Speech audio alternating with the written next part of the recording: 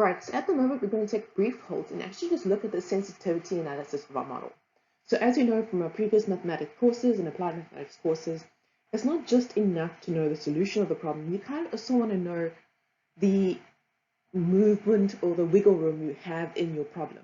So you know that your mathematical model is based on assumptions, and those assumptions are very likely to have errors in them, or just the fact that the world itself has natural fluctuations. There's going to be a situation where things don't necessarily match up exactly as your mathematical model will say it does.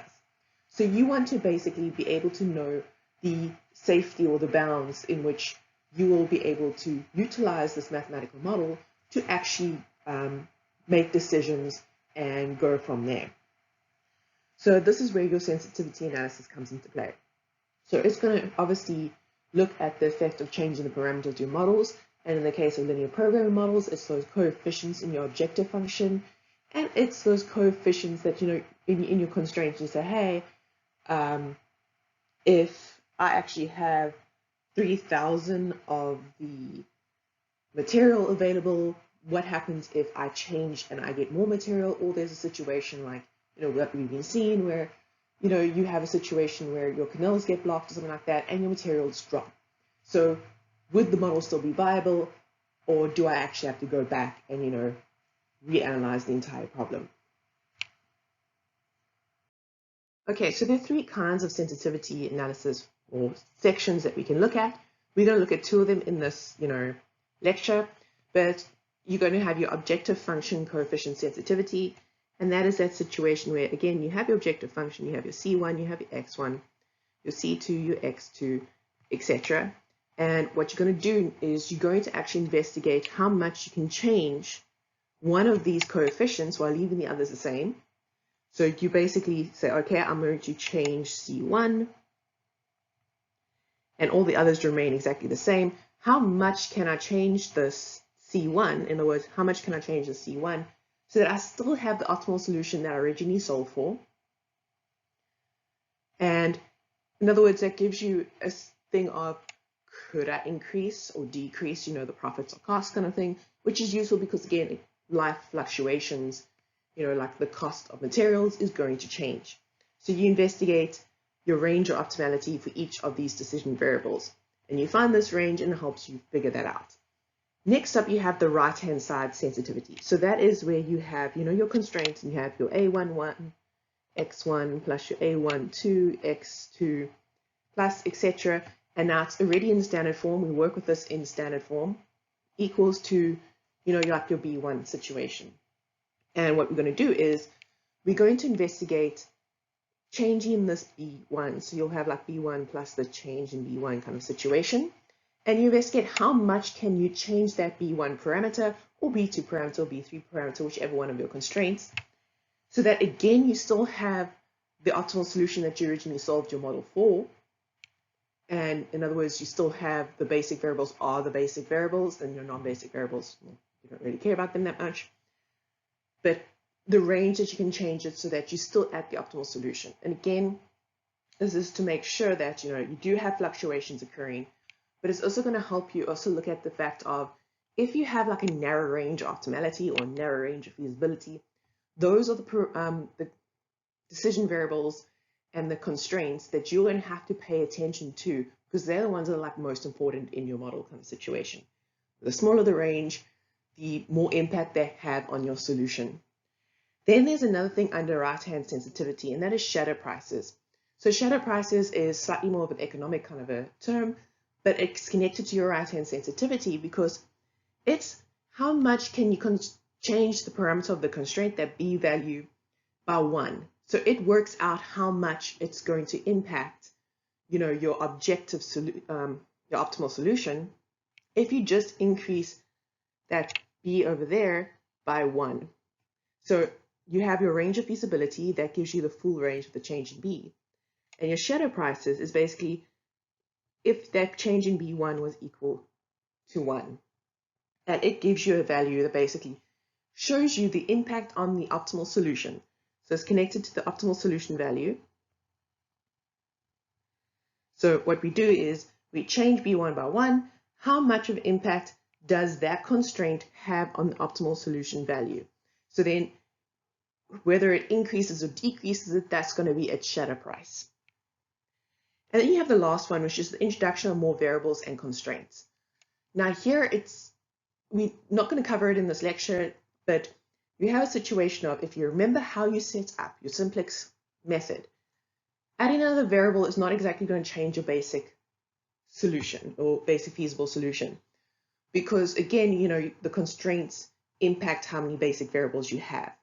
Obviously, adding more constraints, that's going to impact how many basic variables you have. So you would actually have to look at playing around with, if I add another variable, does that variable come into my basic feasible solution? In other words, does it have an impact? And then you have a situation of, when you add constraints, again, your basic feasible solution or your basic variables are going to become more. How's that going to impact it? So these are like the main kinds of sensitivity and what you would look at to investigate your sensitivity analysis. Again, we're going to cover the objective function coefficient sensitivity, or the range of optimality, and the right-hand sensitivity, the range of feasibility, and the shadow prices. Okay, so first up we have the range of optimality. So again, those are the variations in your coefficients in your objective function. So when you have like your z is equal to c1 x1 plus your c2 x2 plus etc., you will be changing one of these and then you leave the rest as is, and you see what the effect it has on, the optimal solution. In other words, when you're looking at the effect it has, you're going to see how much can you change it while you're still keeping the original optimal solution, in other words, that extreme point. Now, if you remember from our graphical problem solving, we actually looked at the range of optimality. And the idea behind it is, if you just go back to your two-dimensional kind of situation, you would have had two binding constraints creating, for example, your optimal solution in the extreme point. And remember, the whole idea behind it, and we know this, is that our objective function is going to be tangent at that point. Okay, and that tangent aspect was very important in regards to that. So it's tangent to the point, and it had like your normal vector kind of situation happening like that. So when you're looking at the range of optimality, what we're actually going to look at is, this green line is your objective function line. So let's just say it's that piece there, and we ignore everything else and we say, okay, there's only two variables. Now, for it to remain tangent at that point, it's restricted by, that constraint and that constraint. So to remain tangent, it can move around between these two constraints, but it can't go any further, because if it goes any further, it is actually going to go into the feasible region. So say this was your feasible region based on everything. Obviously, if you tilt that green line and you do it like that kind of situation, it's then into the feasible region, and it is no longer tangent, and therefore is no longer the optimal solution. So when you're looking at this, you're looking at how far you can actually tilt it, and it's between those two constraints. Again, if you're not 100% clear on this, there is that lecture series where we go through the range of optimality with that example and using Desmos for you to actually just have a look at that and investigate it. But this is what we're going to be doing, but we're going to be doing it via the tableau method. So we're going to do it in two ways, and we're going to go the long way about it and then show you that you can actually find the range of optimality by looking at the final tableau of your original problem. Okay, so before we go on to actually working out the sensitivity analysis by investigating the changes in C1, the changes in C2, etc., we want you, I want you to actually go and solve this problem. So this is the problem we're going to be working with. It's the maximize of Z, which is equal to 5x1 plus 4.5x2 plus 6x3. It's already in standard form, so you can just shove it straight into a tableau. You can see there is the initial tableau on the screen. So I'd like for you to pause this for a second and go actually just work out this simplex method and find the optimal solution for this problem. It's going to come in really handy as we investigate, further. Okay, so we're going through the assumption that you already went and, worked out the original problem solution. So I'm just going to go through this really, really quickly. So you have your initial tableau happening there. It's the exact same one that we showed earlier. And you'll notice we use Bland's rules, so we have the situation where we have all of these are negative, but we take the one with the lowest index, so we have x1 as the one entering, and then we go and work out, our ratios. So again, we have, your 60 divided by 60, etc. So we have S3 is the one leaving, and that is your pivot point. Nice thing about this is it's already 1, so we don't actually have to do anything to that particular row. Then we just have to get rid of the 10, the 6, and the -5. So you'll notice on the side here, I put the working out. So to get rid of the -5, we have +5, the row 3, which is that 1. And obviously that is going to give us 0. For this one over here, to get rid of the 6, we're going to have -6, row 3. Again, that is your 1 situation, or it's this row here. Actually, it's a new row, but we didn't change it, so it's the same row as before. We have the 10, and obviously that's -10, row 3. So there's all the working out showing us what we actually did. And again, because we use Excel, we just dragged it across. We have obviously the new one, and again, I have left it so that my working out is done in a separate tableau. You don't have to do that. That's just, to make it a little bit easier for you to see what's going on and which tableau is which. So we go through the process again, and we have this -4.5 and the -6. So again, we use Bland's rule, so the lower index enters. So now we have X2 is the one entering. Okay, and then we go ahead and work out our ratios again. And we have the 2.4 was the lowest ratio, which means that pivot element is that one over there. Obviously, the first thing that we have to do is make that pivot element equal to 1. So we divide this by 1, and we do the same for the entire row. So there's the working out that we do for that one. Okay, so now we have a new row 1, sorry. We have our new row 1, and we're going to use this new row 1 for our working out to get rid of the -4.5, the 20, and the 0. So the -4.5, we just add 4.5 of row 1 to it. And again, the working out shown there. And we just drag it across, to make sure that everything works as is. Notice here, I have changed my format to be in fractions. So if you want it like that, don't forget, you can just go to format your cells, and you can have fractions. You can have up to 2 digits kind of situation, just so that you can see it just looks slightly easier overall because you don't have all those decimal points occurring. Okay, and then we need to get rid of the 20. Again, we do that by taking our row 2, which is there, -20, row 1. And our row 3, again, just kind of remains as is because it has a 0 in that pivot element column. Okay, so we have our new tableau. And again, we follow the process. So we look for the negatives, it's -2.5. So S3 is going to enter. -2.5 is 0.4. Notice these are left in decimals. I could change them to fractions. It is obviously your individual choice kind of situation. It becomes slightly more important later on when you're working out your tableaus. Or actually, not necessarily, because you can just fix it to be the one element. Okay, so we have S3's entering, and we go work out our ratios, and we have obviously that is the ratio, the lowest ratio. So we have an S2 leading. So we have a pivot element of 14. And maybe I should actually just do this so that you can see it. Just bear in mind, particularly if you don't necessarily have really pretty numbers here, what if you had like a 0.4 or 0.451, 2, etc. There is a way to make sure that you don't round off at this very moment, and that is when you're doing it over here. And let me just move my Excel a bit.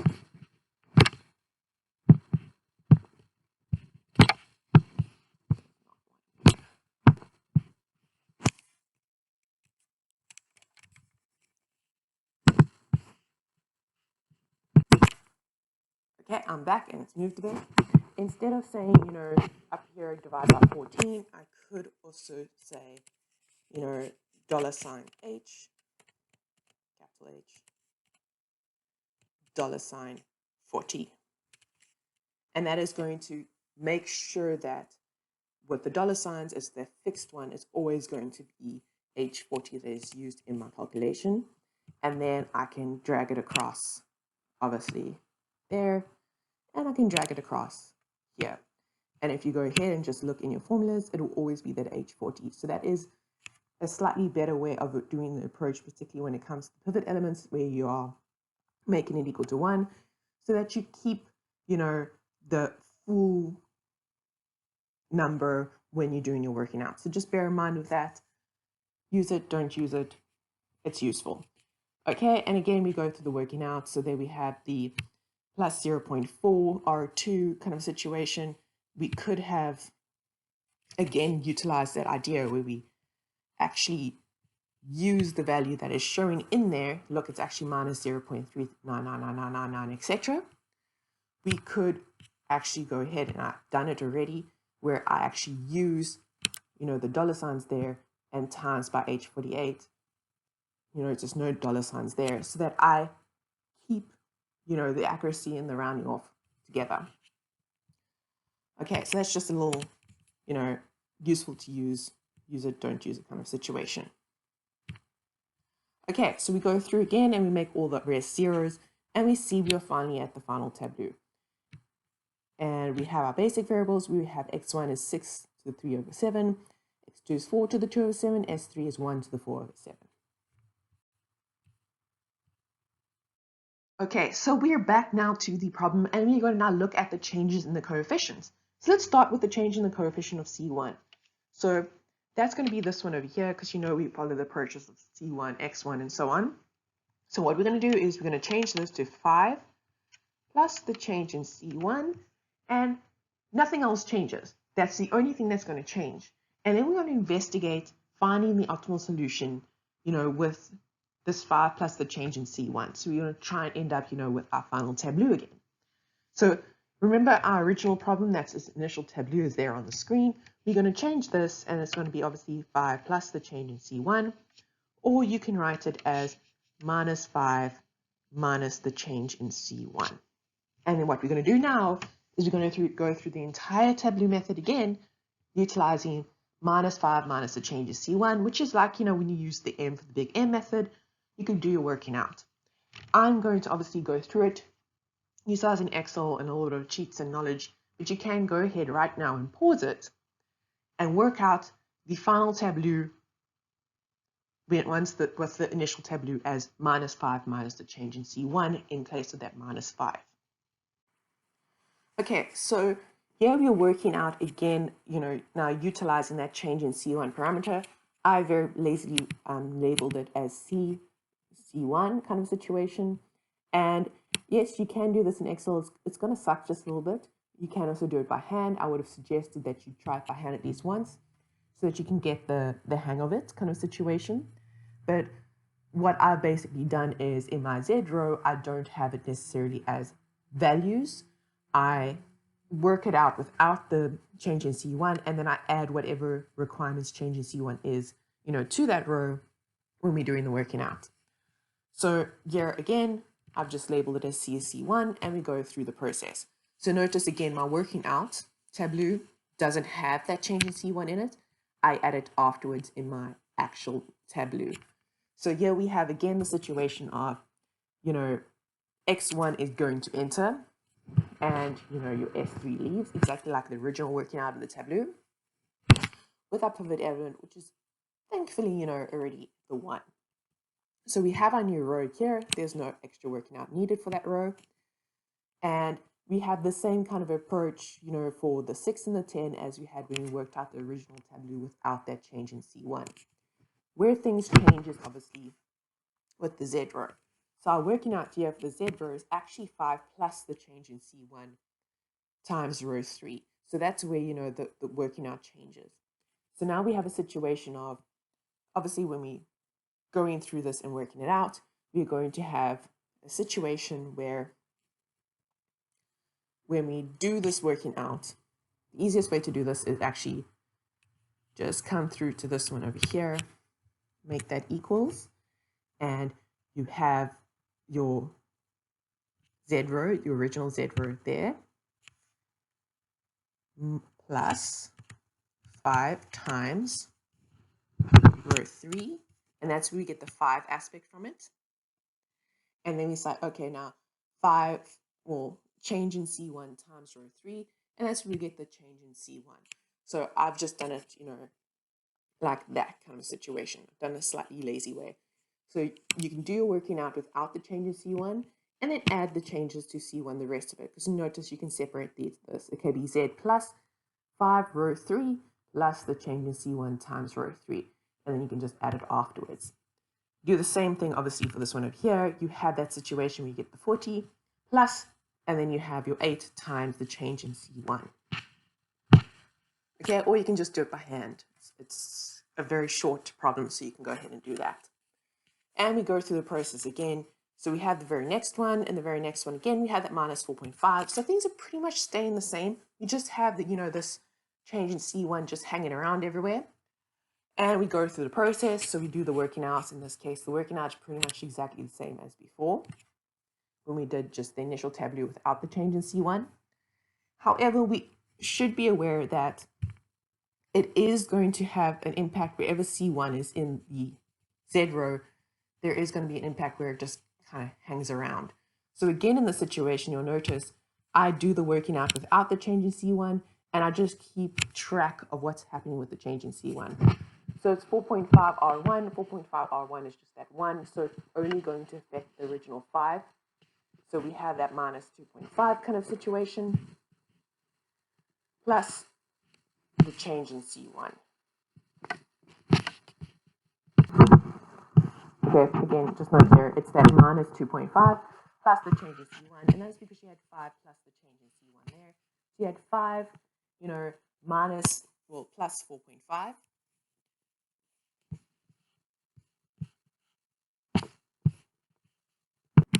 And don't forget it's the plus 4.5 of row 1, so it's plus, minus 1.5 times 4.5. So just take that into account.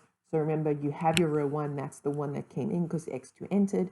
You first actually, divided through everything by 5, and then you utilize this row for this.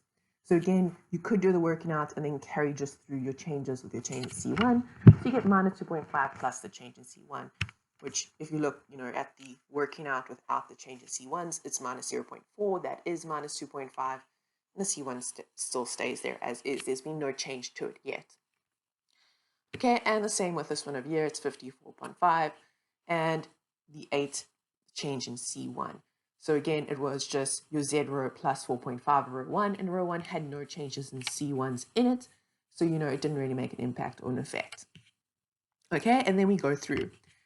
And now we have a situation of this here is our entering variable. Our S3 is the entering variable. And now this is where it's going to suck with your calculation wise, because now it has the change in C1 in it. So when you're doing your working out, you're going to have Z plus 0.4 minus the change in C1. Why is it like that? Because you have a situation of you're going to have, you want to get this to 0. So you have to add 0.4 to it to get rid of that minus 2.5 situation. But you also want to get rid of the change in C1. So you have to subtract the change in C1. So that's where we get this 0.4 minus the change in C1 times row 2. Why is it row 2? Because you have S2 leaving. So we have this 14 is the pivot element.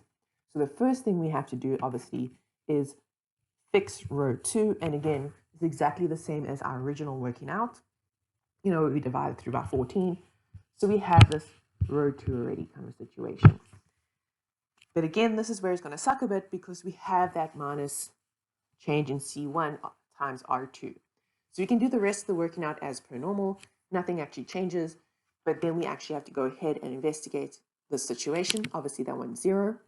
But now we're going to have your original Z plus 0.4 row 2.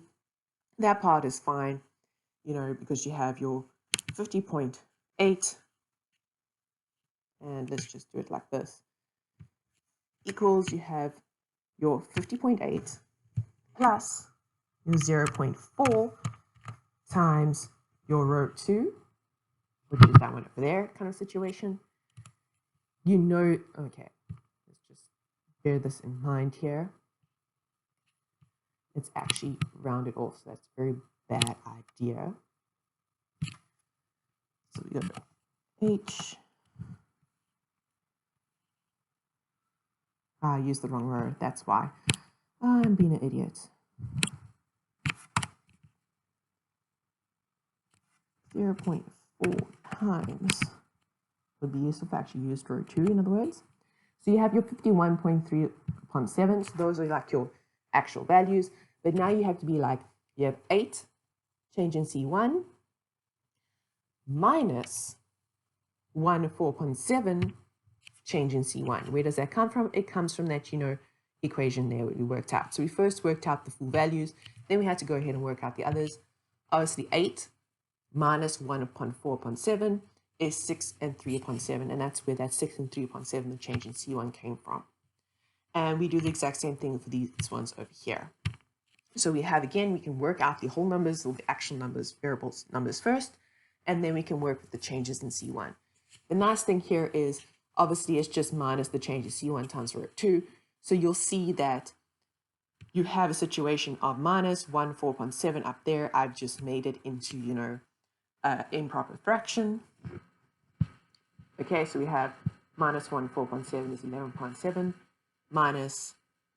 minus gives us, your 2 upon 7, and then you have your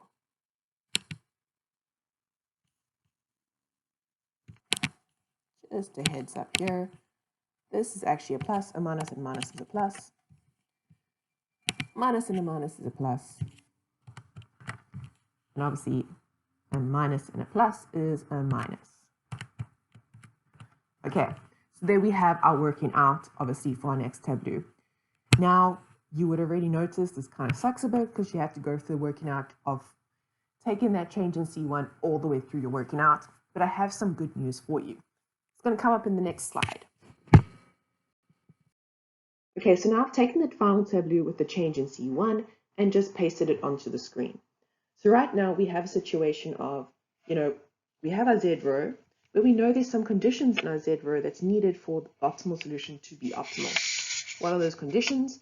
Well, we need all those Z rows to be positive, right? Particularly, we have the zeros for our basic variables, and everything else has to be greater than or equal to 0 for it to be at the optimal. So we have to look at, the X3 one here, the S1, and the S2, and we have to make sure all of those are greater than or equal to 0. So let's write that down. So we have, from the X3 one, we have 4 upon 7 plus 11 upon 7, the change in C1, and it must be greater than or equal to 0. Now what we're going to do is we're just going to solve for what the change in C1 needs to be utilizing this. So we go through the working out of that. We have, the 11 over 7 change in C1 must be greater than or equal to minus 4 upon 7. And we go through, we multiply through by 7, and we get 11, the change in C1 must be greater than or equal to minus 4. And then we get the change in C1 must be greater than or equal to minus 4 upon 11. Right, so currently we have a condition that the change in C1 must be greater than or equal to minus 4 upon 11. Then we look at the next one, we look at S1. Okay, and then we go, okay, this is 11 upon 14 plus 2 upon 7, the change in C1, which is greater than or equal to 0. And we go through the process again, we have 2 upon 7, the change in C1, greater than or equal to minus 11 upon 14. We multiply through by, obviously, by the way, that's supposed to be 14. I know it doesn't look like a 4, just deal with it.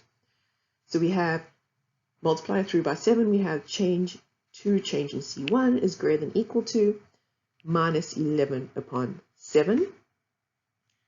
And then we go through some more. Not 7, 2. 14 divided by 7 is 2.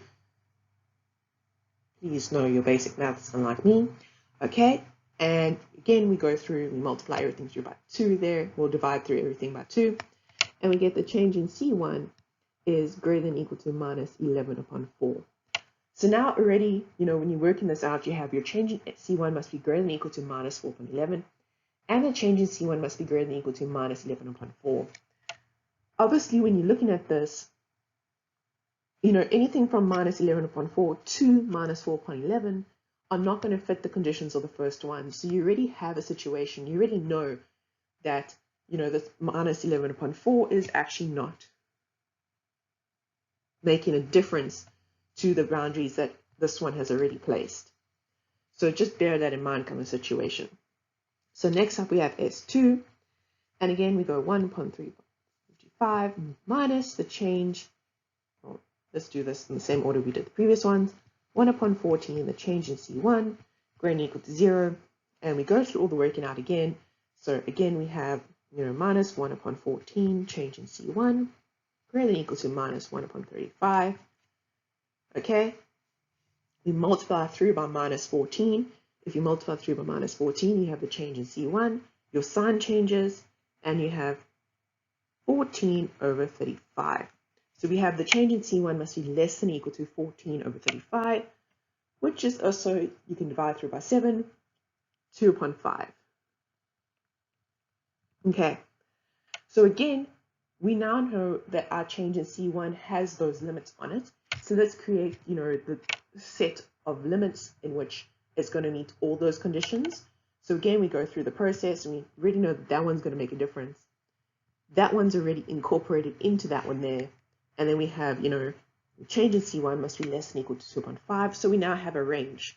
So we have minus 4 upon 11, change in C1, 2 upon 5.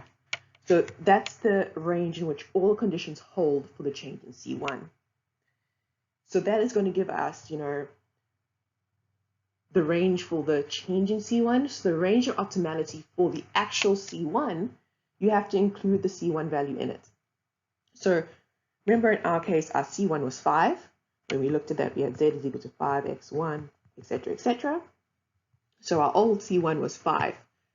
So now we have a situation of, to look for our new C1 kind of situation, our new C1 is equal to our old C1 plus the change in C1. So our range for the new C1, or our range for C1 itself, whatever we put in here kind of situation, let's call it NC1, is going to be, 5 minus 4 upon 11, less than or equal to, your NC1, less than or equal to 5 plus 2 upon 5. Why is that? Because the old C1 was 5. So we have, that situation occurring. And if we want it to be there, you just add 5 to every side, and we get a situation of 4, 7 upon 11,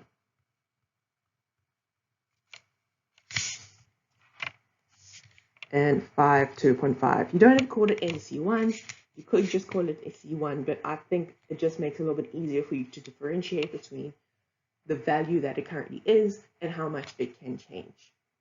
Okay, so our range of optimality for the C1 coefficient, or the coefficient of x1 actually, is 4, 7 upon 11, less than or equal to, a 5, 2 upon 5. And that is it.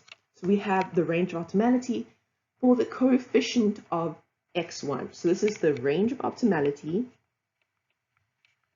for the coefficient of x1. Now, at this moment in time, you're probably like, that was an awful lot of work. So the nice thing about this is, particularly if you go in the way that I was explaining it earlier, where we did the working out and everything, you'd have noticed that that C1 only, matters in specific cases. So the very nice thing is, if you've already worked out your original problem, you can actually get this last step, the step where we have, this new Z row kind of situation occurring. You'll notice that's the only thing that's different from the original final tableau, by just tweaking the final tableau of the original problem. So let's go through that so you can actually see the connection. Okay, so now I've taken that final tableau with the change in C1 and just pasted it onto the screen. So right now we have a situation of, we have our Z row, but we know there's some conditions in our Z row that's needed for the optimal solution to be optimal. What are those conditions? Well, we need all those Z rows to be positive, right? Particularly we have the zeros for our basic variables, and everything else has to be greater than or equal to 0 for it to be at the optimal. So we have to look at, the x3 one here, the s1, and the s2, and we have to make sure all of those are greater than or equal to 0. So let's write that down. So we have, from the x3 one, we have 4 upon 7 plus 11 upon 7, the change in C1, and it must be greater than or equal to 0. Now what we're going to do is we're just going to solve for what the change in C1 needs to be utilizing this. So we go through the working out of that. We have, the 11 over 7 change in C1 must be greater than or equal to minus 4 upon 7. And we go through, we multiply through by 7. and we get 11, the change in C1 must be greater than or equal to minus 4. And then we get the change in C1 must be greater than or equal to minus 4 upon 11. Right, so currently we have a condition that the change in C1 must be greater than or equal to minus 4 upon 11. Then we look at the next one, we look at S1. Okay, and then we go, okay, this is 11 upon 14 plus 2 upon 7, the change in C1, which is greater than or equal to 0. And we go through the process again. We have 2 upon 7, the change in C1, greater than or equal to minus 11 upon 14. We multiply through by, obviously, by the way, that's supposed to be 14. I know it doesn't look like a 4, just deal with it. So we have multiply through by 7, we have change in C1 is greater than or equal to minus 11 upon 7. And then we go through some more. Not 7, 2. 14 divided by 7 is 2. Please know your basic maths, unlike me. Okay, and again we go through, we multiply everything through by 2 there. We'll divide through everything by 2. And we get the change in C1 is greater than or equal to minus 11 upon 4. So now already, when you're working this out, you have your change in C1 must be greater than or equal to minus 4 upon 11. And the change in C1 must be greater than or equal to minus 11 upon 4.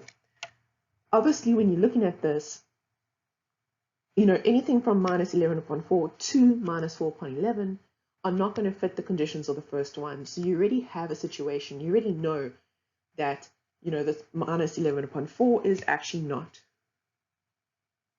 making a difference to the boundaries that this one has already placed. So just bear that in mind kind of situation.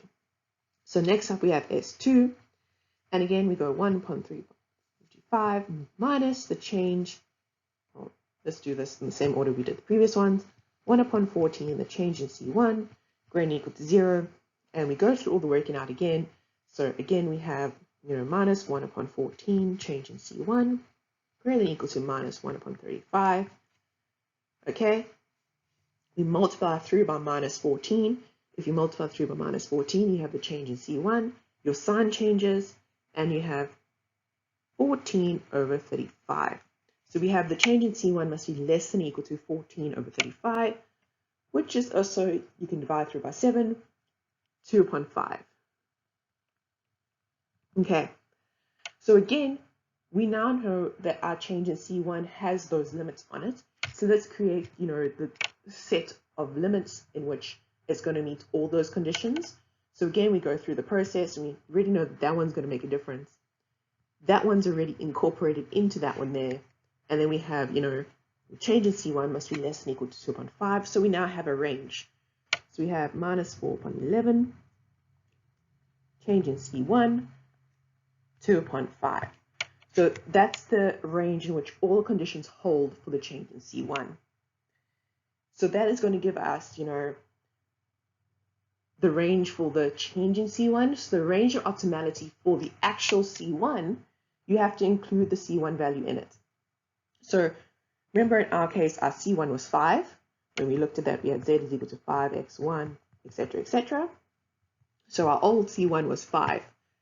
So now we have a situation of, to look for our new C1 kind of situation, our new C1 is equal to our old C1 plus the change in C1.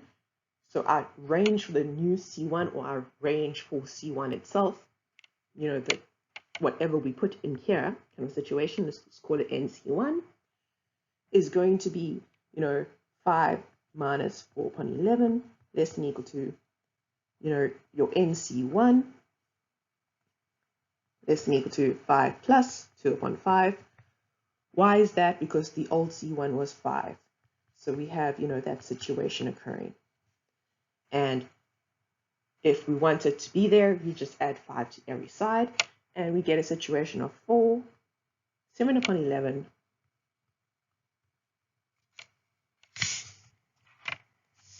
and 5, 2.5. You don't have to call it NC1.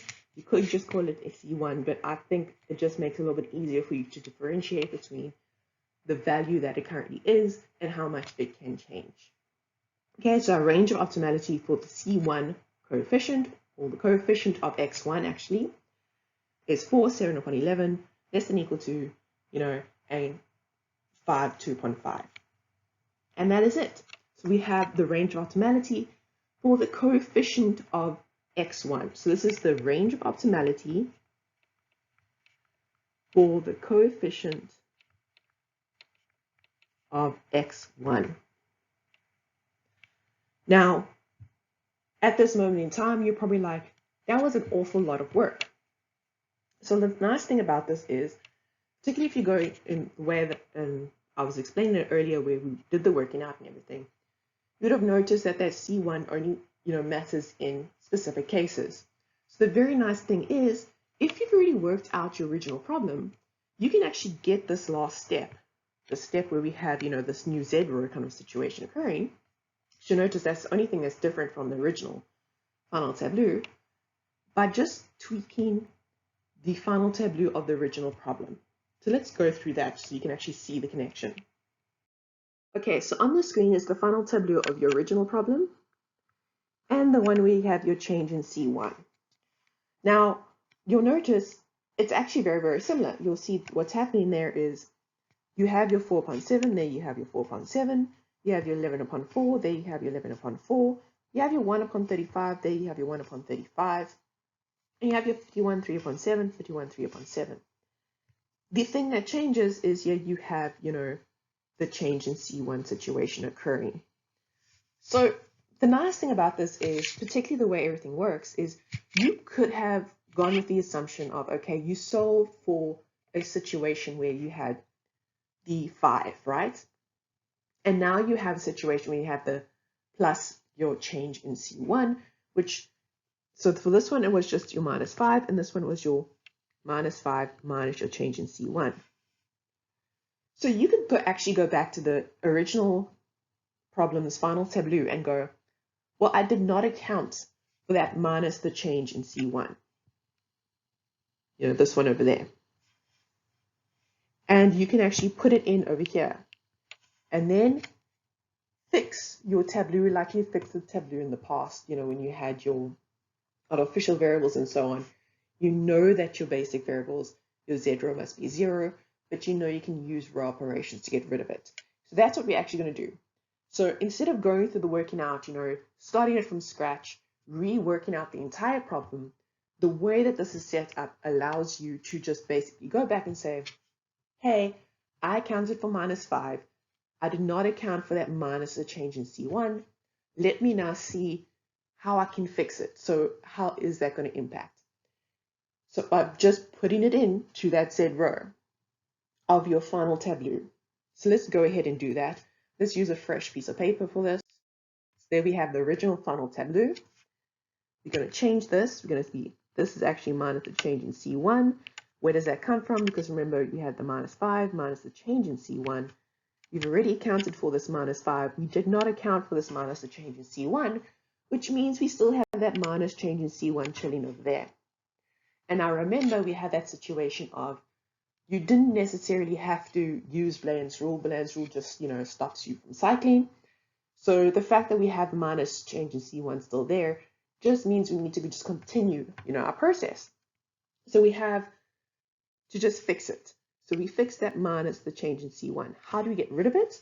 Well, we take this row here where x1 is the basic variable, and we say, okay, z minus, do we say minus? No, we say plus, the change in C1 of row 3. Why? Because it's this row here that we need to. So we're just going to update our Z row.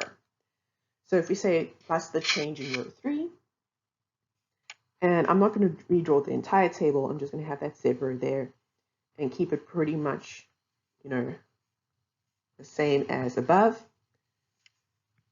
Okay, so we have our Z, we have our X1, we have our X2, we have our X3, we have our S1, we have our S2, we have our S3. That's going to remain as is. It's 1 plus the change in C1 times 0. The next one that we have, let me just use a color not black here. We have now Z, which is the minus the change in C1, plus the change in C1 times 1, and that's going to give us our 0. We're then going to go on to X2. It's 0 plus 0 basically, so we just leave it as is. We now have the X3 one, so that's 4.7 plus the change in C1 of row 3, which is 1 and 4.7. That is just 11 upon 7. So we have 4.7 plus the change in C1, 11 upon 7. And we go through the process again. We have 11 upon 14 plus the change in C1, 2 upon 7. Then we have 1 upon 35. And then we have plus minus 1 upon 14. Remember, it's coming from there. Minus change in C1, 1 upon 14. C3, that's still 0. Then we have 51, 3 upon 7, plus 6, 3 upon 7, the change in C1. So you notice this is exactly like the final tableau, Z row, where we worked out the change from the very beginning. So the nice thing is, if you've already worked out your problem, you can go ahead and from the final tableau, work out the range of optimality for your variables, particularly if, and this approach where you have to update your Z row is whenever you're looking at the coefficients of your basic variables. And what's really nice is if your variables were non-basic, it's going to be even quicker and easier for you. Think about that for a second before we actually show it. What we've done here is we have put the change into the Z row. And obviously because x1 is a basic variable, where the change is, it had to actually be equal to 0. Now think about it. If I'd actually looked for the change in the coefficient of x3, what's that actually doing to your Z row? Is it making it completely infeasible kind of a situation, or is it just making you have to do a check on one of those Z row values? Okay, so we're going to investigate now the change in C3, and we're just going to do it from the final tableau. There is working out from looking at the initial tableau of the change in C3 and going all the way to this point for you to double check if you don't want to trust me, which is perfectly feasible and something you shouldn't be doing. You should actually be working this out and going through to double check that this works in all cases. So what we're going to do here is we had a case of your coefficient of x3 was 6, right? So when you worked this out, the original Z row, it was minus 6. So now when you add your change in C3 to it, you'd also have, it'll be 6 plus the change in C3, which means you have minus 6 minus the change in C3. So at x3, this one over here, you need to change this to 4 upon 7 minus the change in C3. And now again, you need to check what conditions are needed for the Z row so that it is the optimal solution. So you know that for the Z row to be showing the optimal solution, your non-basic variables must be greater than or equal to 0. So all of these, your x3, your s1, your s2 must be greater than or equal to 0. So the 11 upon 14 and the 1 upon 35, that's chill. It stays the same. It doesn't involve anything. The one you have to check is that 4 upon 7, because now it has a minus the change in C3 to it. So you go work it out. Must be greater than or equal to 0 for it to remain the optimal solution, which gives you minus 4 upon 7. Change in C3 must be less than or equal to 4 upon 7. So this one doesn't have as much of, of a boundary region or a limit situation occurring to it. But now you need to see what is the range of optimality for that x3. So remember, you had that 6 already there. So you have to account for that 6 when we're looking at the range of optimality for the coefficient of x3. So you add the 6, both sides of your limit. In this case, your limit, the other one doesn't really make a difference. It doesn't exist. So you'll have your NC3 must be less than or equal to 6, 4 upon 7. Okay? So the range of optimality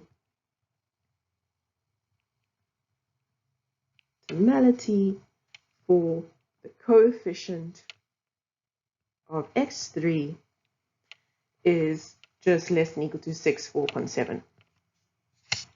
Okay, so you have that situation. So when it's a basic variable, you have to go through the calculations to make sure that your basic variables are equal to 0 in the Z row.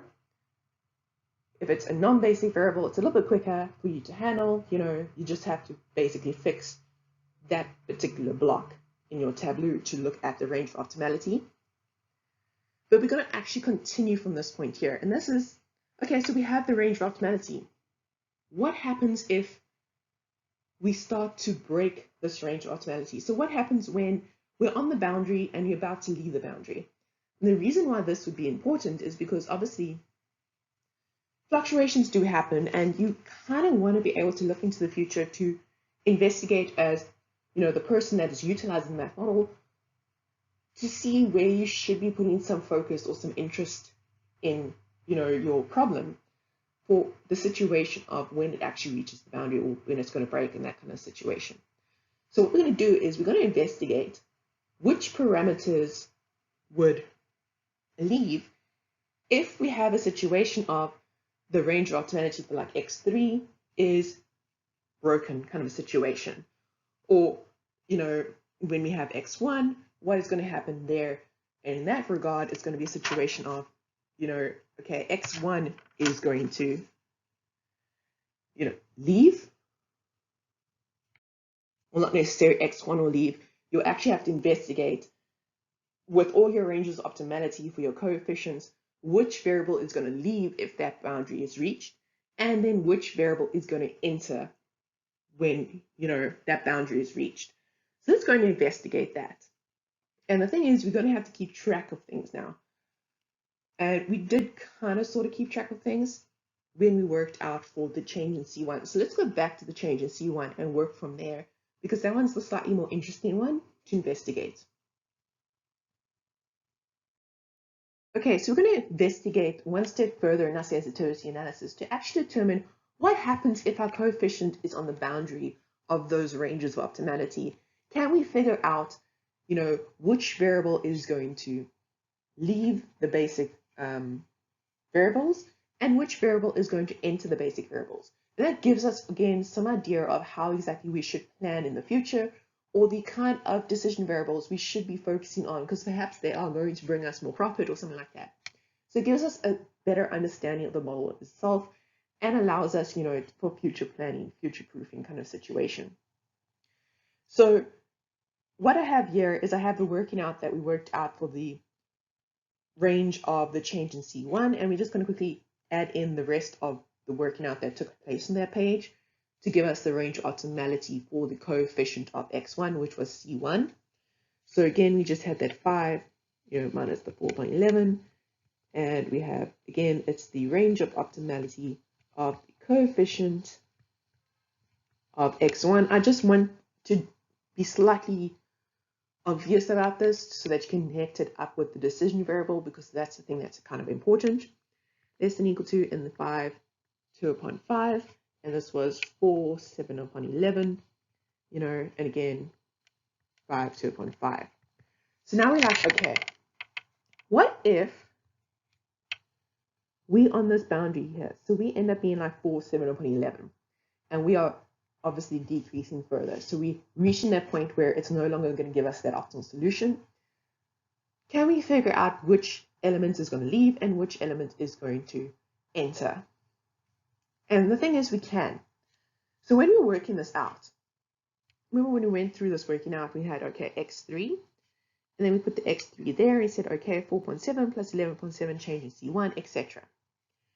And then we had, okay, the change in C1 is greater than or equal to minus 4.11. So this x3 is giving us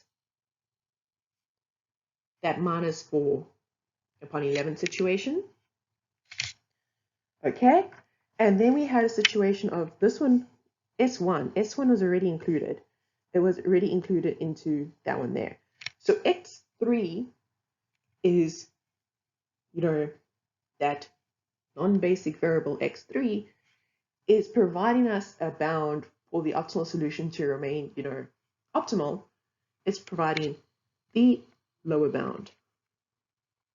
So this is already telling us that if we hit the lower bound, x3 is going to be the variable that enters the basic solution as a basic variable.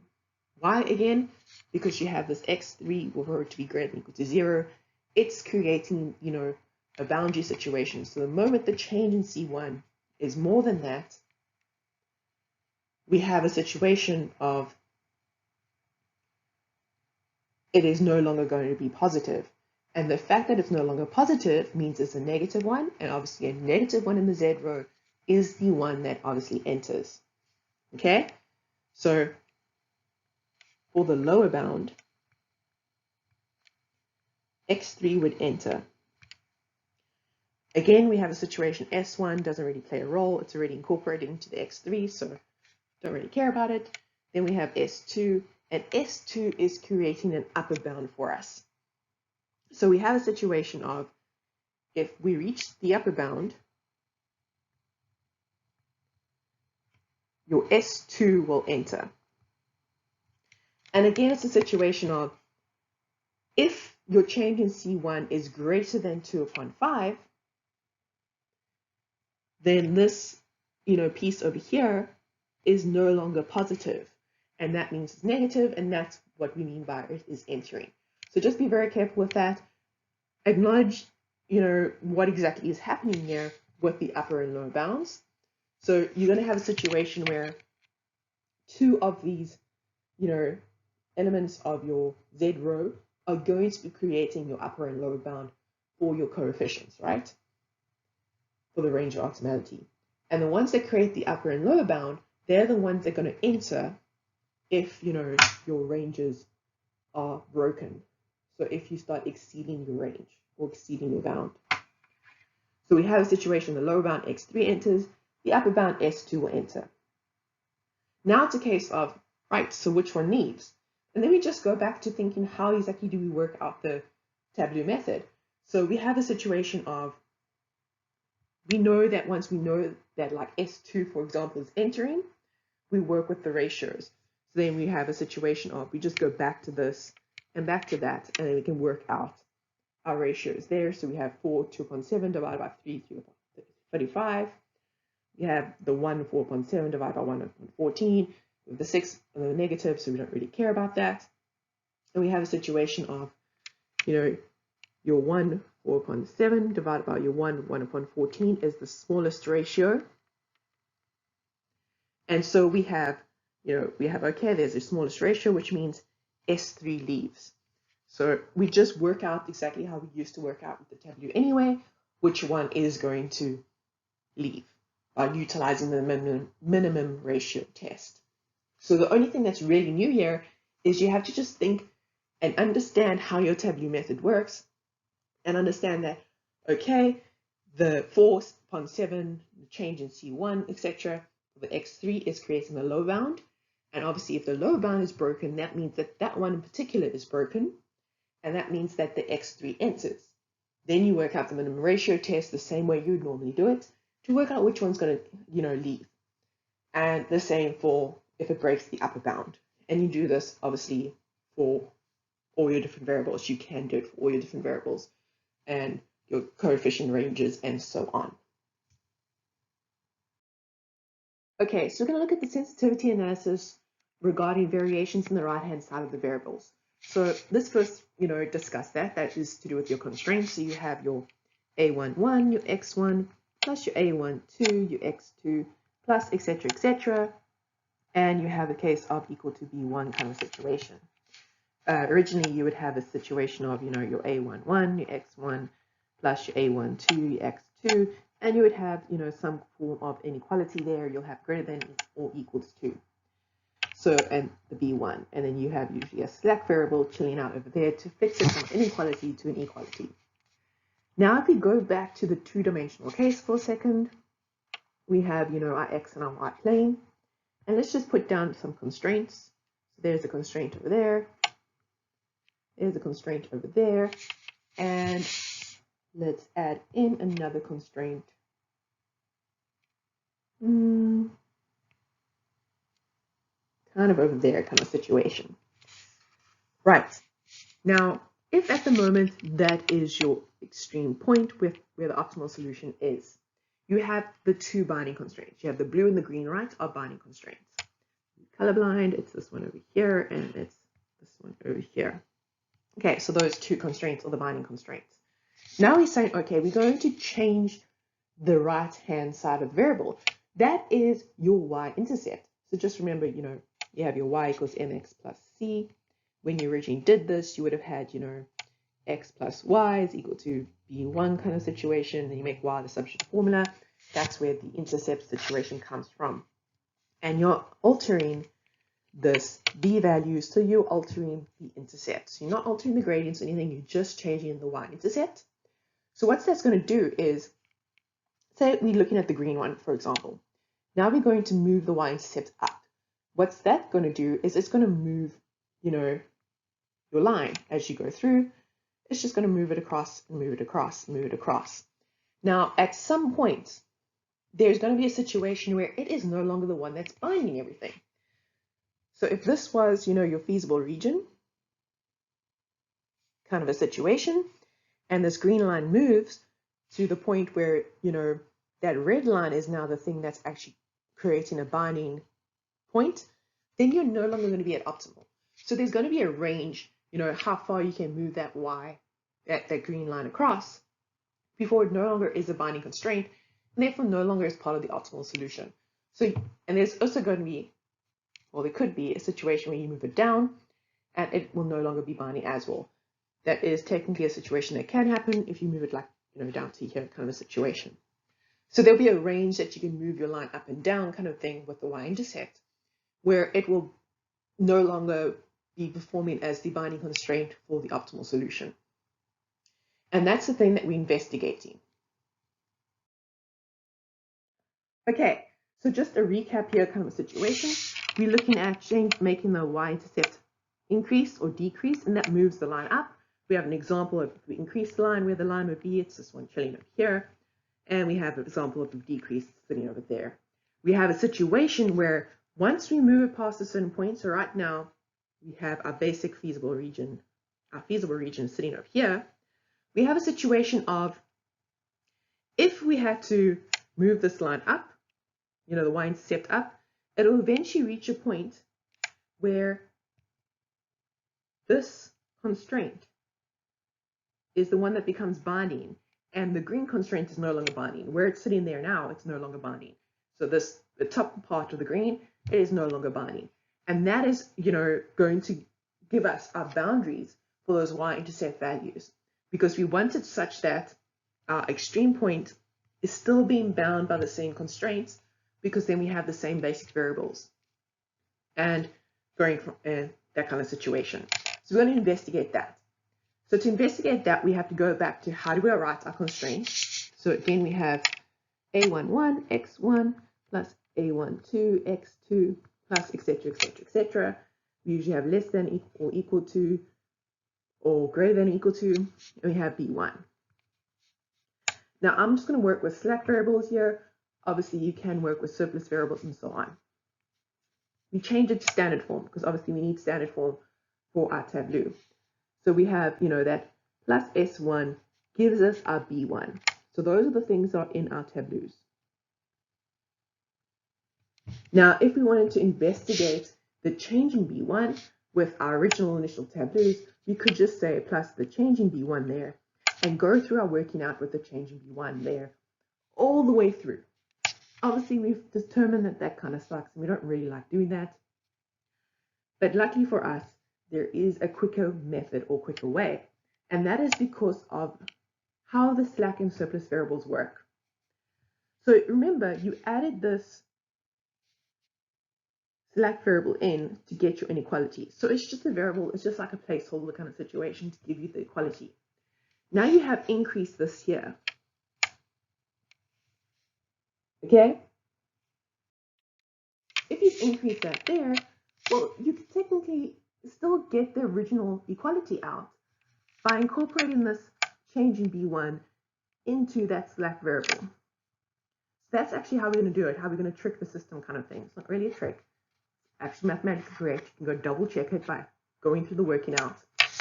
But the idea is, because our slack variable is giving us equality and it's, like that placeholder kind of situation, if we do increase B, we can actually get the original equality back by taking that b and putting it into our slack variable, our original slack variable. Obviously, then we'll have a new former slack variable kind of situation, or the old slack variable will be, different to the new s that we're looking at. So we'll have to work out how exactly it's going to affect our working out in the long run. So let's think about that. So we have a situation of, if we move the change in b across, we are going to have, s1 minus the change in b1. Okay, we still have the a11 x1 plus the a12 x2, etc. We have the equals, we have the b1. So we still have equals b1 there. And again, we have the a11 x1 plus a12 x2 plus etc. etc. So the only thing that's changing is this and this. So we can think of this as our old S1 is equal to our new S1 minus the change in B1. And now wherever our old S1 is, we can replace it with this new S1 minus the change in B1 to investigate what ranges the change in B1 can be. So let's start off by thinking about what can your slack variables be at the very end of your solution. So your slack variables can either be part of your basic variables, or they can be part of your non-basic variables. Okay. Now, if they're part of your basic variables, you're going to have your old S1 is equal to some value, right? And that comes straight from the tableau. You should be very familiar and comfortable with this. If it was a basic variable, it will have an S1 chilling over there, and you'll have an answer there on the right-hand side, and you'll have wherever S1 is, there'll be a 1. Everything else, obviously in that column, including your Z row, will be a 0. Okay? So when it's a basic variable, you say, okay, my old S1 was equal to hashtag. We're just going to use hashtag here. For example, we'll go through the actual numbers that were, for example, we worked out for the coefficients of the objective function in a bit. So you say, okay, our old S1 is equal to hashtag. Old S1 is the new S1 minus the change in B1 is equal to the hashtag, right? We also know that we have to have a situation where our variables are greater than or equal to 0. Now we say, okay, our new S1 is equal to that hashtag value plus the change in B1, but our new S1 must be greater than or equal to 0. So we have our hashtag plus our change in B1 must be greater than or equal to 0. And that pretty much gives us a range that our change in B1 can be, because you just have, greater than or equal to minus the hashtag kind of a situation. And then we can find the B by, putting in B on both sides. So we say B plus the change in B1 greater than or equal to B and minus the hashtag situation. So when it's a basic variable, it's pretty straightforward in that you say, okay, I'm going to incorporate my change in B1 into my slack variable. So I have an old S1 is equal to the new S1 minus the change in B1 over there. I know I can get the value of my old S1 from my final tableau of the original problem. So I have that S1 just turned in there, and then I have the answer for the S1 because it's a basic variable. So then I can just replace it and be like new S1 minus the change of B1 is equal to that value that we have over there. I'm like, okay, cool. Let me solve my new S1, and I know that my variables, my decision variables, including my slack variables and surplus variables, etc., must be greater than or equal to 0. So I look at that because that's the thing that's going to be a factor. It has to be greater than or equal to 0. What's going to happen is, our S1 is going to change based on that change in B1. So let's work out then the range the change in B1 can be. So I still have that S1 as a basic variable. So we say, okay, we go ahead and work that out. And then we get a range for the change in B1. That's great. it's going to kind of suck when it's a non-basic variable. Because when it's a non-basic variable, well, you still have the situation where the old S1 is equal to the new S1 minus the change of B1. And you're like, at first you're thinking, no, wait, that's quick. Because if it's a non-basic variable, your old S1 is equal to 0. And then I can just go, okay, my new S1 minus the change in B1 is equal to hashtag. And I'd be like, okay, my new S1 is equal to, in this case, this hashtag is 0, 0 plus change in B1 kind of situation. But here's the thing. Our new S1 is a basic variable, which means our new S1 should be equal to 0. It is not equal to 0. It is equal to currently minus B1. So our new S1 currently is equal to minus B1 because we've added it to it. Our old S1 was supposed to be equal to 0. We've now added the change in B1 to it. So if we think about it, this was 0 over here. Okay?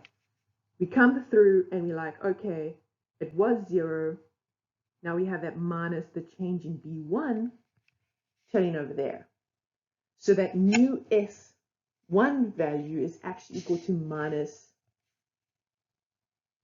B1. Let me explain this in a slightly different way. Okay, so we know that if it's a basic variable, old S1 should be equal to 0 kind of situation. But we've replaced our old S1. We've now referred to it as we have our old S1 is equal to the NS1 minus the change in B1, right? And we have to start thinking about this aspect that our NS1, our new S1, is equal to, our old S1 plus the change in B1. Now, our new S1 has to be equal to 0 because it also has to be a non-basic variable. So here we're replacing our old S1 equal to 0 with our new S1 equal to 0.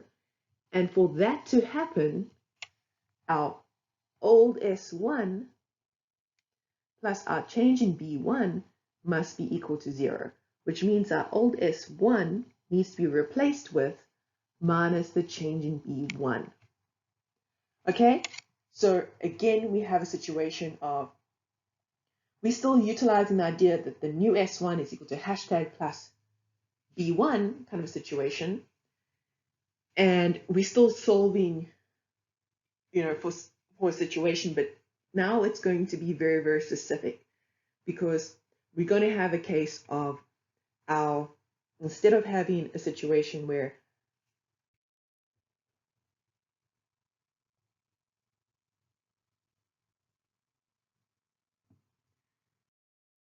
okay, so to understand what I'm talking about when I'm going through this process, you have to remember what exactly your final tableau is telling you. And remember the whole idea behind this, you can actually read off your constraints, updated constraints from your final tableau. So what this is actually telling you is saying you have, remember this is an equation, this is an equation, this is an equation, and this is an equation. So it's saying the first one is you have Z plus 4 upon 7x3 plus 11 upon 14 S1 plus 1 upon 35 S2 is equal to 51 and 3 upon 7. That's what it's telling you there.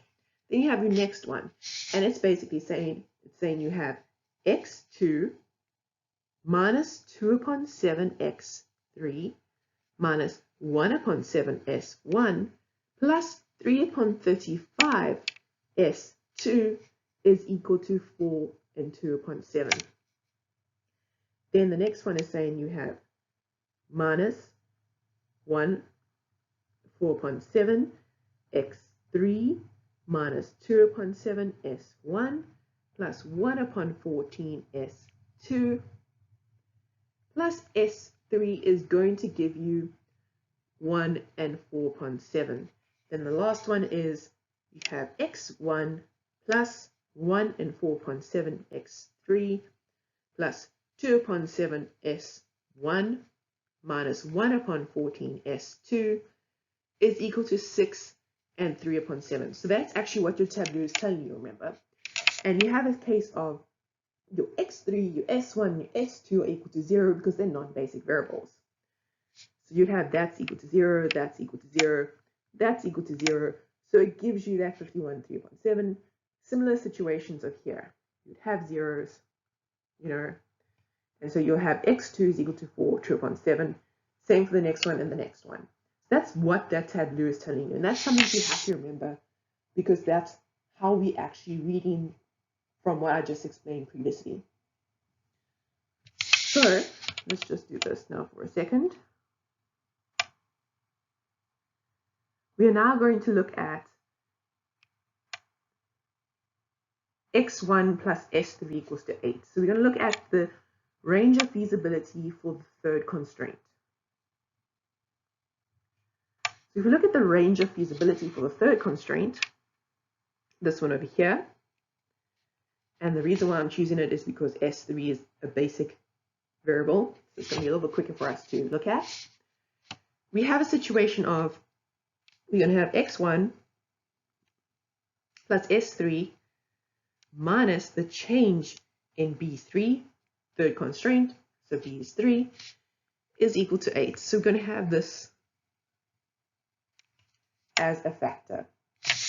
Okay, so our new S3 is equal to our old S3 plus the change in B3, right? So let's actually just write that down. Our old S3 is equal to our new S3 plus or minus the change in B3. Right. So let's go to this Rose equation. This Rose equation is over there, right? So you say, okay, this S3 is now the new S3 minus the change in B3.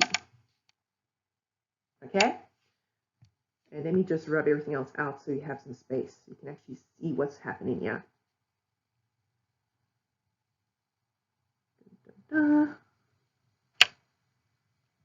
Okay, so we are changing that to new S3 minus the change in B3. So we still have everything else, but these are still zeros because that hasn't changed. So what we actually have is just this left over with the 4.7 situation. So remember, these are zeros because these are basic, non-basic variables. So when you write that out, the only thing that actually made a difference was this S3 is equal to 1.47. We replace that old S3 with new S3 minus the change in B3, make it equal to 1 and 4.7. And now we have a situation of our new S3 is equal to 1, 4.7 plus the change in B3. So like, okay, there we go. We have an answer for our new S3. For it to remain an optimal solution with S3 a basic variable, we have to remember that this new S3 must be greater than or equal to 0. Again, because it is a basic variable, it is greater than or equal to 0. So we say, okay, fine. Our new S3 greater than or equal to 0. So we have 1, 4.7 plus the change in B3 must be greater than or equal to 0. And then we solve for the change in B3. 1, 4.7. And now we can find a range for the actual B3 value. How do we do that? We have B3 is actually equal to 8. So we just basically say, well, add 8 on both sides there. 8 plus the change in B3, greater than or equal to 8 minus 1, 4.7. So we have B3 itself must be greater than or equal to 8 minus 1, 4.7, which is 6 and 3 upon 7. So we have the range of feasibility for B3 it just, at the moment, it just has to be greater than or equal to 6, 3 upon 7 for the feasible optimal solution to be the one that's currently, optimal with the basic variables and everything. So you could actually increase the hours or whatever this was representing, and as long as it's above 6 and 3 upon 7, you're good. So you could decrease it up until 6 and 3 upon 7. Right. So if you understand that your tableau is actually giving you equations, and you should be familiar with that because you know that this is a bunch of matrices written out here. Like, we've gone through that approach pretty often. So if you remember that and you go through the process of replacing your old S3 with your new representation, you're then going to get the boundary for the B3. And if it's a basic variable, it's pretty fast to do because you have a situation of everything else in that line is 0, and it only affects that row. Because you see, it doesn't feature in this one, it doesn't feature in this one, it doesn't feature in this one. Now, if it is a non-basic variable, it is a lot more work. Why? Because it's going to feature in every single one of those rows, or can feature in every single one of those rows. Doesn't have to, but it can. So let's go do an example where when we change the constraint, so the change in B2 or B1, we'll notice that it is going to affect S1 or S2, and S1 or S2 are not basic variables. And if you look there, the S1 features in all of them, your S2 features in all of them.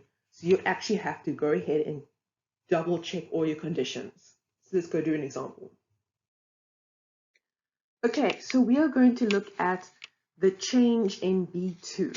So we're going to add plus the change in B2 there, which means we move it across kind of situation. So we have a new S2 minus the change in B2 replacing the old S2. So once again, all of these lower parts here are actually equations. So let's just write those equations out. So you have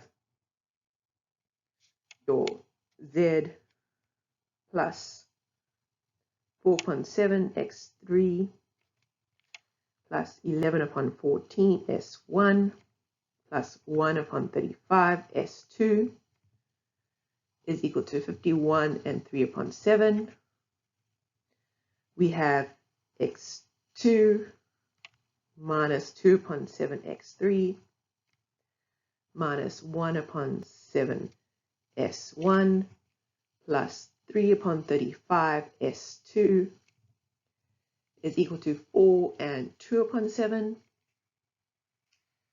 We have minus 1 4 upon 7 x3 minus 2 upon 7 s1 plus 1 upon 14 s2. Okay, my handwriting got pretty sucky there. Don't know why my one does not want to come closer. S2. Let's try this one more time.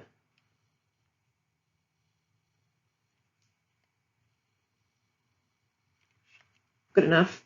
Okay, and plus S3 to 1 and 4.7. Then we have x1 plus 1 and 4.7 x3 plus 2 upon 7 s1 minus 1 upon 14 s2 is equal to 6 and 3 upon 7. So you have those, equations. Now we're changing our s2 to our new s2 minus the change in beta 2. And remember, because it is a basic variable, our new s2 must equal to 0, which means wherever our old s2 was,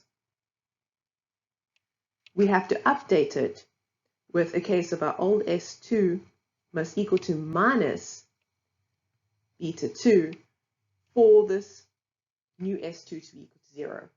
So previously when we did everything, we were like, oh, well, those variables were non-basic, so we could put zeros in, like x3 is equal to 0, s1 is equal to 0, and again, here x3 was equal to 0, so we could put it like that, and again here, and again here, and here, and here. Now our S2, it's supposed to be non-basic, but we have tweaked it. Because we have tweaked it, we have knocked it off being 0. So it is now minus that beta 2, so that we can have the new S2 as basic. And that means that wherever our S2 features in these equations, so it used to be 0, but in order for our new S2 to be equal to 0, it is actually minus beta 2. We then have to replace the S2 in all these equations with minus beta 2.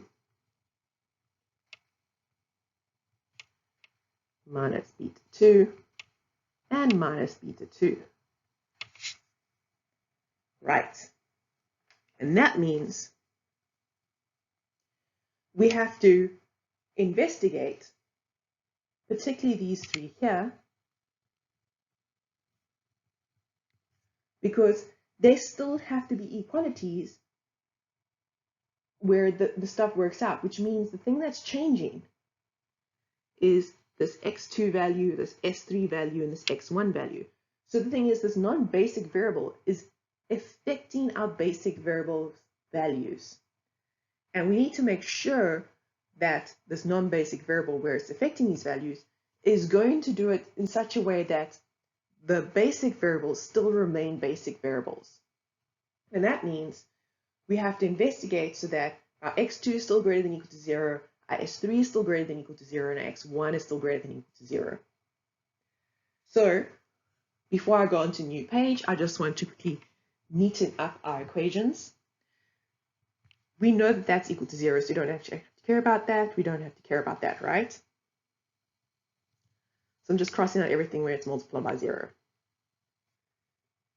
So our equations are x2 minus 3 upon 35, changing b2 is equal to 4, 2 upon 7, which gives us x2 is equal to 4 and 2 upon 7 plus 3 and 35, changing b2. Okay, we have our next line is 114, change in b2. That's a minus because, again, when you go through the process, plus s3 is equal to 1 and 4 upon 7. That's going to give us s3 is equal to 1 and 4 upon 7, plus 1 upon 14, changing b2. And our last line, we have here a case of a minus and a minus. So we have our x1 plus 1 upon 14, changing b2, which is going to give us our x1 is equal to 6 and 3 upon 7 minus 1 upon 14, changing b2. And we need to then investigate the conditions such that x2, s3, and x1 are all greater than or equal to 0. Let's go do that on a fresh page. Okay, so again, we need our x2 to be greater than or equal to 0, which means 4 and 2 upon 7 plus 3 and 35, changing b2 must be greater than or equal to 0, which means we have 3, 35, changing b2, greater than or equal to minus 4 and 2 upon 7. Okay, which means we have the change in b2 must be greater than or equal to, and for the sake of making our lives a lot easier, we have, you can move it in proper fractions, which means we have 4 times 7, 28, 29, 30, so we have minus 30 over 7 and 3 upon 35. Now we're going to have change in b2 is greater than or equal to minus 30 times 35, 7 times 3, which gives us minus 50. Okay, so currently we have that the change in b2 must be greater than or equal to minus 50. That's our first one. We then move on to the next one. We say, okay, s3 must be greater than or equal to 0. I'm just going to write it down here, kind of a situation. So we have 1, 4 upon 7 plus 1, 14, change in B2 greater than or equal to 0. 1 and 14, change in B2 is greater than or equal to minus, and I'm just going to be a 7, 8, 9, 10, 11, minus 11 upon 7. So the change in B2 must be greater than or equal to minus 11 times 14 divided by 7, which gives us that B2 must be greater than or equal to minus 22. Right, so we now can already see the first one said, okay, B2 must be greater than or equal to minus 50. The second one says, well, B2, change in B2 must actually be equal, greater than or equal to minus 22. So we already know that this one, if you fit that condition, you automatically meet that condition over there. Right, so let's do the last one. The last one is your row 3. So we have x1 must be greater than or equal to 0. Let's go work it out. 6 and 3 upon 7 minus 1 and 14. Change in B2 greater than or equal to 0. We have minus 1 and 14. Change in B2 greater than or equal to, and again, I'm just going to do improper fractions because they make our lives a little easier. 6 times 7 is 42 plus 3 gives you 45. So we have minus 45 upon 7. The change in B2, we can multiply through by negative, which means the sign changes, the inequality changes. Then we're going to have 45 times 14 divided by 7 times 1. So 45 times 14 divided by 7 gives us 90. So the change in B2 must be less than or equal to 90. So in this situation, it's a less than, so this one is creating the upper bound of it. So now we have minus 22 less than or equal to change in B2 less than or equal to 90. So that is our range of feasibility for the change in B. But now we need to find the range of feasibility of the parameter of B. So again, we have, okay, our B was, in this case, just going back to the solution, 150. So we just add 150 to both sides. So we have 150 minus 22 is going to give us 128. B2 less than or equal to 90 plus 150 is 240.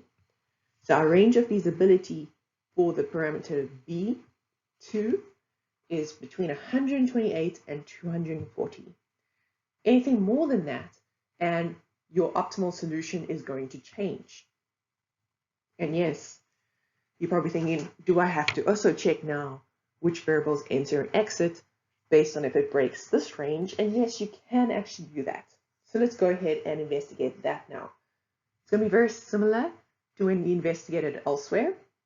So let's just pause for a second, take a snapshot of this because it's going to connect us to which variables can enter and exit, and discuss how we can go about it. Okay, so once again, we have to look at which of the two variables are actually giving us our bounds.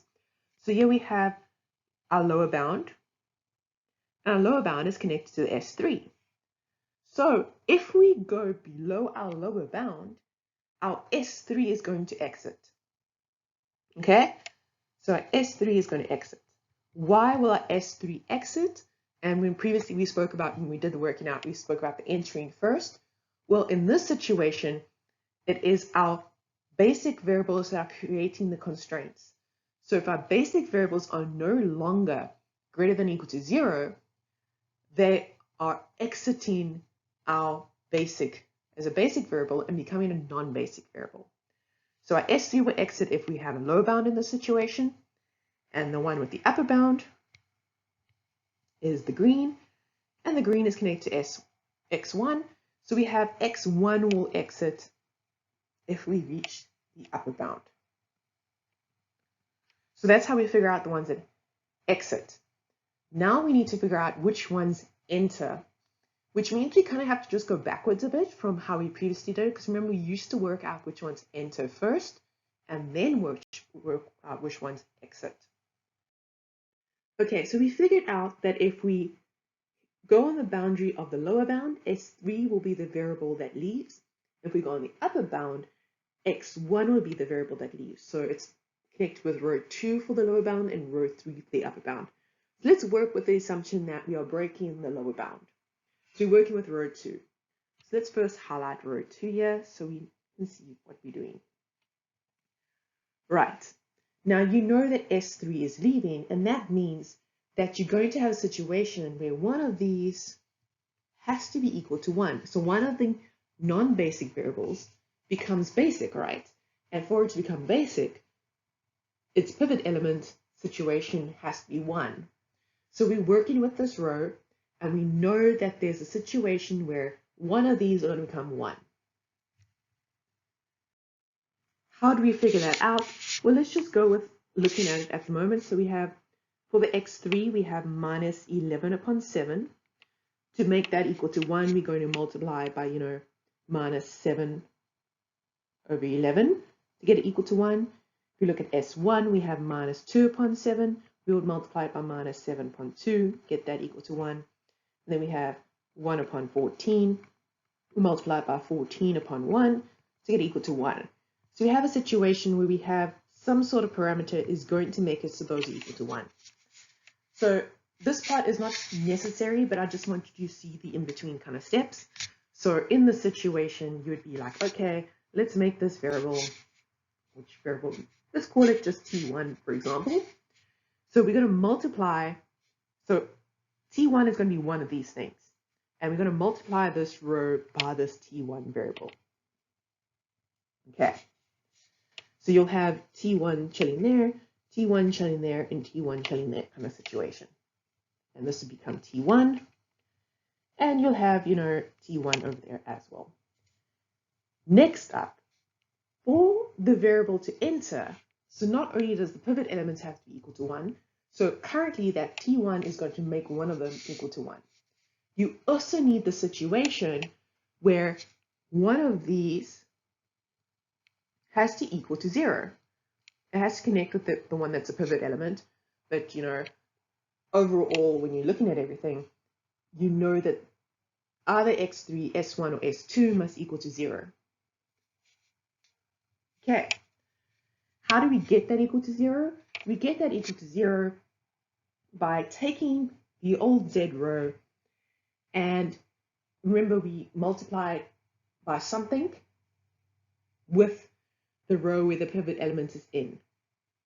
So currently we have the pivot element, which is T1, the original row 2. So we have row 2 is now T1 row 2. And that gives us one of them have this pivot element of 1. And then to get obviously either the 4 upon 7 equal to 0, the 11 upon 14 equal to 0, or the 1 upon 3 upon 5 equal to 0, we have a situation of 4 upon 7 minus T, the new row 2. Okay? I'm just going to call it T, the new row 2. In this case, it'll be a situation of you'll get something so that it equals to 0. Or you can have 11 upon 14 minus T row 2 is equal to 0. So the T, whichever T we choose, or what we'll work out the range for, is going to give us a situation where one of these is actually going to be true. So we don't know what this T is,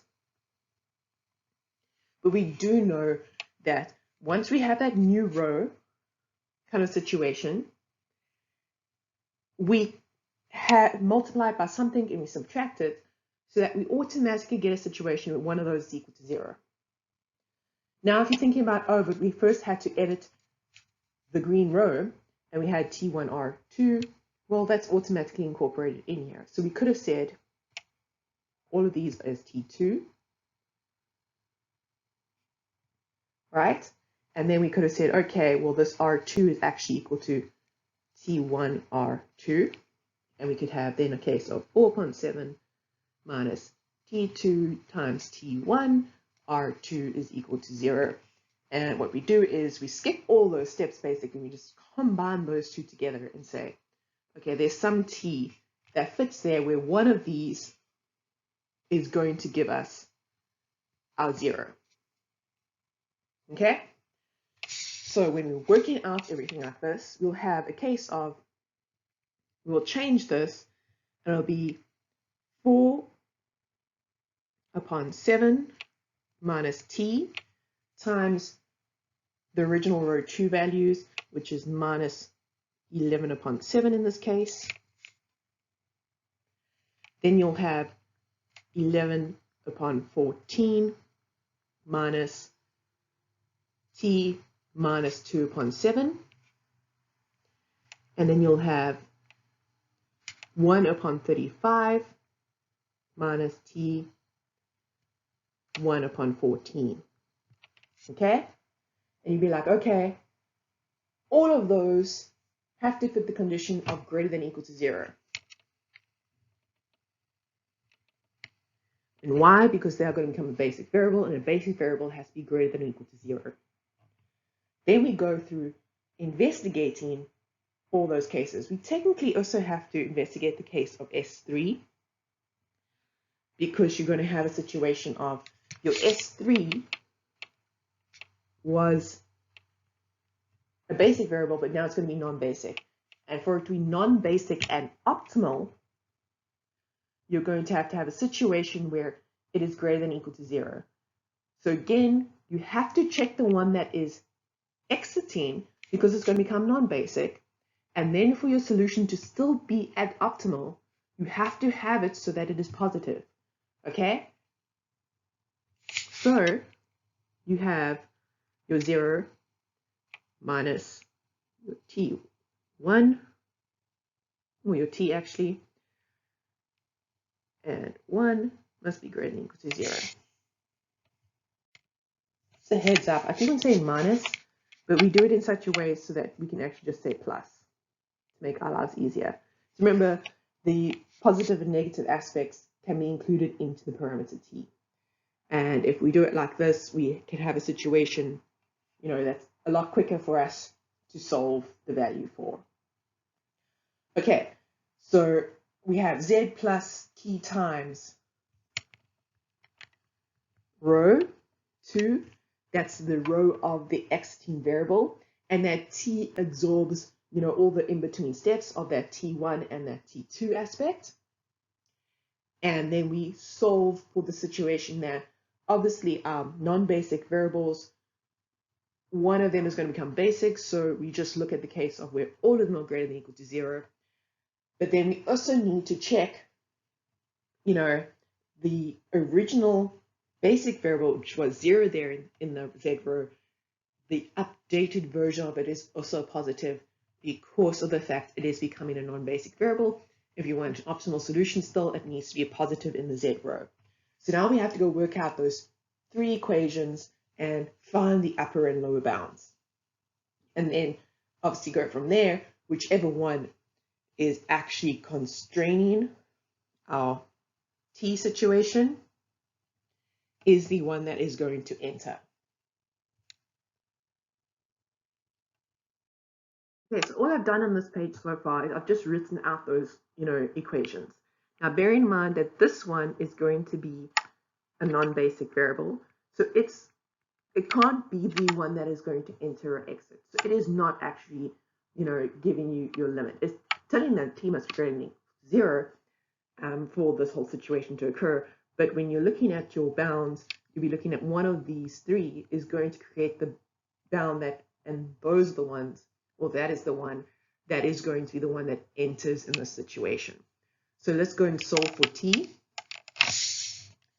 So if we go ahead and solve for that, we have, minus 11 upon 7, t is greater than or equal to minus 4 upon 7. So we have t is greater than or equal to, or actually less than or equal to, because we're multiplying through by negative, 4 upon 11.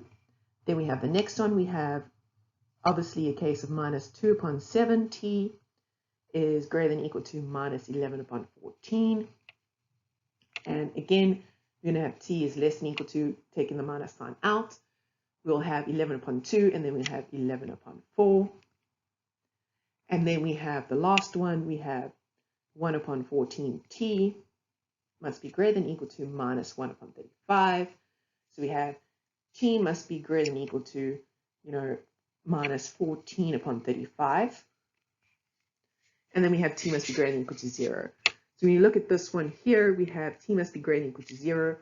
That one automatically includes the conditions that one sets. So this is our lower bound. Then we can look at these two here. T must be less than or equal to 4 upon 11, and t must be less than or equal to 11 upon 4. If we have this one over here, it automatically will meet the conditions of t less than or equal to 14. So we have our upper bound as well. Okay, so we now have that t must be greater than or equal to 0. T must be less than or equal to 4 upon 11. We know that obviously if we have that S3 is creating the bound over here, well, that's not the one that's going to be entering because S3 is the one that leaves and it's becoming the non-basic one. So we know that the one that's going to be included here is going to be the one connected to the 4 upon 11. And if we go back to our working out, we see, oh, well, that one's connected to our X3. So therefore, we have X3 is the one that's entering. And again, we have S3 is the one that's leaving. So this one goes backwards through your working out. It's a little bit more intense, but it follows the exact same principles as before. Okay, so the next thing we're going to discuss is the shadow price. So the shadow price is basically how much does your optimal solution value change if you do change the right-hand side of the constraints. Now the thing is, I put it already the working outs that we did previously of the example because we only use the constraints. And you may have been wondering why did I just put the Z row there in the first place? I'll put the Z row there to utilize now. So the idea behind this is we say, okay, the change in B is equal to 1. How much does Z, increase or decrease kind of a situation? So let's look at that. So we have this situation and we are putting in a case where, your S2 is now equal to minus the change in B to 2. So we have a situation of if we move this across and we move this whole piece across, but we're making, B2 equal to 1, we're going to have a situation of 51 and 3 upon 7 plus 1 upon 35, change in B2, which is equal to 1. So we have that Z increases by that 1 over 35. So the shadow price in this is, a situation of if it's connected. So the shadow price of constraint 2 is 1 over 35. So you'll see now, if you look at the tableau, you can read it directly off because it's right there. It's sitting there. It's just sitting there under S2. You can see, okay, constraint 2 is connected to S2. We have S2 has 1 upon 35. So we can automatically see that the objective function solution increases by 1 upon 35 if our constraint 2 is increased by 1 unit. Now, it's not that simple to just read straight off if you weren't working with slack variables. Why is that the case? Think about it just for a second and say, okay, imagine if this S2 was not a slack variable, in other words, it wasn't plus S2, it was minus S2. So you actually have to know what your original constraints were to be able to interpret it straight from the final tableau. So you have some rules that you can utilize in regards to this. So if you know you had your less than or equal to constraints, then it's literally just straight from the tableau.